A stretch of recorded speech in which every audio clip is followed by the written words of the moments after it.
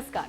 11 मार्च को रिलीज होने जा रही विवेक अग्निहोत्री की फिल्म द कश्मीर फाइल्स लगातार सुर्खियों में बनी हुई है, खासकर तब से जब से विवेक ने कपिल शर्मा पर आरोप लगाते हुए कह दिया कि उन्होंने उनकी फिल्म को प्रमोट करने से मना कर दिया। बस फिर क्या, सोशल मीडिया यूजर्स कपिल की इस हरकत पर भड़क गए और उनको जमकर ट्रोल करने लगे। कहने लगे कि कपिल ने अपनी आत्मा बेच दी है, उनके लिए मुद्दों से ज्यादा जरूरी पैसा हो गया है। खैर, ये सब बातें चल ही रही थीं कि अब कॉमेडियन सुनील पॉल ने खुलासा कर दिया है कि आखिर कपिल ने विवेक की फिल्म को प्रमोट करने से इनकार क्यों किया। हालांकि सुनील ने मस्ती भरे अंदाज में फेसबुक पर एक वीडियो शेयर किया जिसमें वो कहते हैं, कपिल शर्मा शो में द कश्मीर फाइल्स का प्रमोशन नहीं हो पा रहा है। आखिर ऐसा क्यों हो रहा है? मैंने इसके कारण का पता लगा लिया है। इसके पीछे एक छोटी सी वजह है। डायरेक्टर का नाम विवेक है, प्रोड्यूसर का नाम अभिषेक है और कपिल शर्मा शो के कर्ता धर्ता सलमान खान है। तो विवेक और अभिषेक सलमान खान को प्लीज राय मत दीजिए। आपको बता दें, सुनील ने ऐश्वर्या राय बच्चन, अभिषेक बच्चन और विवेक ओबरॉय को लेकर ये मजाक उड़ाया है। हालांकि इस वीडियो को कुछ लोग पसंद कर रहे हैं तो कुछ लोग उनकी आलोचना कर रहे हैं और कह रहे हैं कि ऐसे गंभीर मुद्दे का मजाक उड़ाना ठीक बात नहीं है। वैसे सुनील पाल ने भले ही कपिल शर्मा और विवेक अग्निहोत्री के बीच शुरू हुए विवाद पर अपनी राय रख दी हो, लेकिन कपिल का इस पर अब तक कोई रिएक्शन नहीं आया है। आपको बता दें, ये पूरा विवाद उस वक्त शुरू हुआ जब एक यूजर ने विवेक अग्निहोत्री से कहा, विवेक सर, इस फिल्म को कपिल शर्मा के शो में प्रमोट करने की जरूरत है। आपने सबका सहयोग किया है, प्लीज इस फिल्म को भी प्रमोट करें। हम सब मिथुन दा, अनुपम खेर को एक साथ देखना चाहते हैं, धन्यवाद। इस ट्वीट पर विवेक ने जवाब देते हुए लिखा, मैं ये फैसला नहीं ले सकता कि कपिल शर्मा शो में किसे बुलाना चाहिए। ये पूरी तरह से कपिल शर्मा और उनके प्रोड्यूसर्स पर डिपेंड करता है। जहां तक बॉलीवुड की बात है तो एक बार मिस्टर बच्चन ने गांधी परिवार के लिए कहा था, वो राजा हैं, हम रंक। विवेक यहीं पर नहीं रुके, उन्होंने आगे लिखते हुए कहा, मैं भी उनका फैन हूं, लेकिन फैक्ट ये है कि उन्होंने हमें अपने शो पर बुलाने से मना कर दिया है क्योंकि हमारी फिल्म में कोई भी बड़ा स्टार नहीं है। बॉलीवुड में नॉन स्टार निर्देशक, लेखक और अच्छे कलाकारों को कोई नहीं पूछता। विवेक द्वारा लगाए गए इन आरोपों को लोगों ने काफी सीरियसली लिया और कपिल के साथ साथ सलमान को भी ट्रोल करना शुरू कर दिया। बहरहाल, आपका इस पूरी खबर पर क्या कहना है? कमेंट बॉक्स में अपनी राय हमें जरूर दें। थैंक यू वेरी मच आपके फॉर योर काइंड वर्ड्स। पर मैं हिंदी में ही बात जी बिल्कुल, और मैं चाहता हूँ सब हिंदी में ही हम लोग आज बात करें जी, क्योंकि सब्जेक्ट ऐसा है। आप सबका आने के लिए बहुत बहुत धन्यवाद, बहुत बहुत शुक्रिया। ये चूंकि कैमरे में शूट करते हैं और स्क्रीन में देखते हैं, इसलिए हर चीज़ को हम लोग फिल्म मान लेते हैं। खेर साहब यहाँ पे हैं। जब मैंने बुद्धा ट्रैफिक जैम बनाई थी तो उन्होंने मुझे सिखाया था कि फिल्म का पर्पस लोगों तक अपनी कहानी पहुंचाना है, कैसे कहीं जैसे भी पहुंच जानी चाहिए।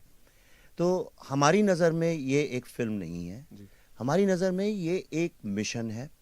और मिशन इसलिए है कि बड़े आश्चर्य की बात है, इन्होंने बोला आपको यहाँ से कोई भगा दे, लेकिन आपसे बोले कि आप अपने घर ही नहीं जा सकते हैं। कल्पना करिए, वो कपड़े, वो बिस्तर, वो अलमारी, वो सब कुछ कभी नहीं, अगले 30 साल नहीं, आपके बच्चे नहीं, आपके माँ बाप नहीं, आपके दोस्त नहीं, आप खुद नहीं जा सकते वहाँ। ये एक बड़ी विचित्र सी चीज है जो विश्व में और किसी के साथ कभी ऐसा नहीं हुआ। मैसेकर्स हुए हैं, परसिक्यूशन हुआ है, जेनोसाइड्स हुए हैं, पर ऐसा कभी नहीं हुआ कि आप जो आपकी ही मूलतः जमीन है, जहां यानी ट्रेडिशंस आफ्टर ट्रेडिशंस जहां पे आप ही के हैं, और जो भारत का इतना बड़ा एक नॉलेज सेंटर, ऐसी कोई भी चीज जिसकी आप कल्पना करते हैं, Ayurveda, yoga, Patanjali, Natya Shastra, Panchatantra, Shiva, Saraswati, non dualism, Shankaracharya, higher philosophies, Upanishad, ये जिन चीज़ों की बात हिंदुस्तान करता है और इनका रिलीजन से कोई लेना देना नहीं है, तो सब आर्ट, लिटरेचर, पोइट्री, म्यूजिक की बातें हैं। आज उस ज़मीन पे जहाँ पे ये सब पैदा हुआ था, आज ना तो वहाँ आर्ट है, ना म्यूजिक है, ना लिटरेचर है, कुछ नहीं है। और जो लोग जिनने ये सब पैदा किया था, आज वो भी उनके लिए जगह नहीं है। कोई जाता है, आज भी अपने कुछ हफ्ते पहले सुना होगा कि आइडेंटिफाई करके कार्ड, आई कार्ड निकाल के स्कूल में किस तरह से टीचर्स को मार डाला गया स्टूडेंट्स के सामने। तो एनीवे, तो the reason we are here, हम प्रेस कॉन्फ्रेंस करेंगे, सब करेंगे, लेकिन मैं आपको ये दिखाना चाहता हूं कि ये फिल्म बनी कैसे।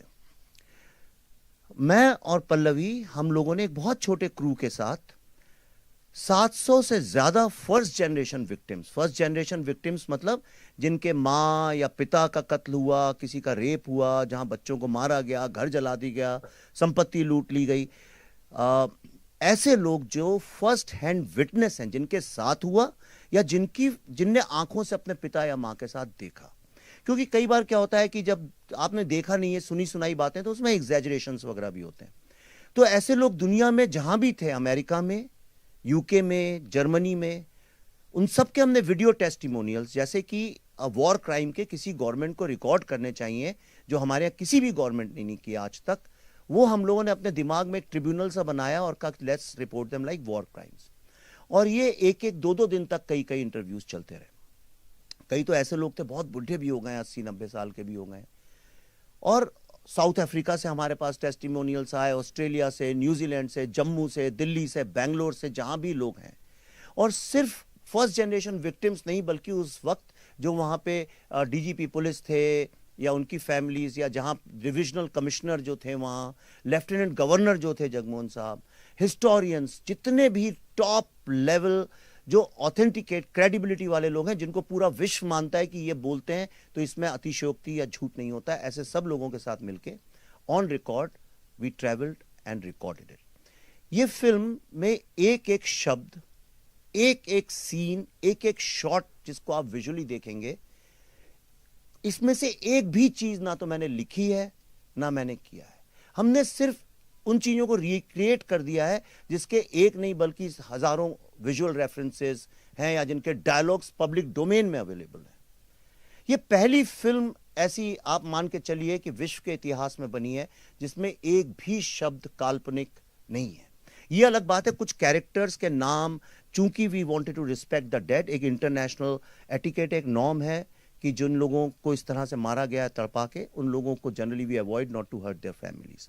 और जो कई सारी कहानियां, उनको एक टाइम लाइन में पिरो दिया गया है। सिर्फ इतनी हमने लिबर्टी ली है।